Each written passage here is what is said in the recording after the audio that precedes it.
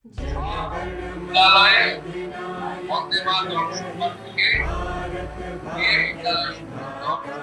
ইতিমধ্যে আমরা সকলেই জানি আমাদের নবনির্বাচিত মাননীয় মুখ্যমন্ত্রীর অনুপ্রেরণায় এবং নির্দেশে আমাদের প্রত্যেকটি বিদ্যালয়ে জাতীয় সঙ্গীতের পাশাপাশি বন্দে মাতরম গানটিও গাওয়ার নির্দেশনা দেওয়া হয়েছে, যা আমাদের প্রত্যেক ভারতবাসীর কাছে প্রচুর সম্মানের এবং গর্বের। হাতে কিছুটা সময় থাকায় তাই আজ বসে গিয়েছিলাম আমাদের অবনীন্দ্রনাথ ঠাকুরের হাতে আঁকা 1905 সালের সেই ভারত মাতার চিত্র, যা আমাদের বাঙালিকে এক নতুন আশার আলো জুগিয়েছিল।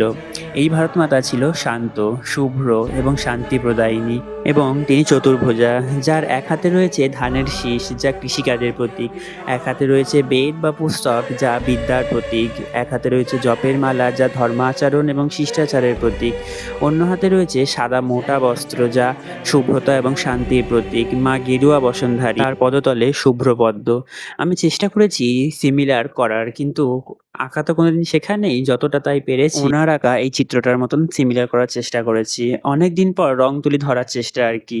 আজকাল আর সেরকম সময় হয়ে ওঠে না আমার রং তুলির বাক্স নিয়ে বসার। তো যাই হোক, এরপরে আমি একটু কারিকর্য করেছি আর কি, মানে ভারত মাতার ছবির পিছনে আমাদের দেশের জাতীয় পতাকা সেটা একটু এঁকে দিয়েছি। এতে করে মনে হচ্ছিল যেন কোথাও গিয়ে ভারত মাতার চিত্রটা আরো পরিপূর্ণতা পাচ্ছিল।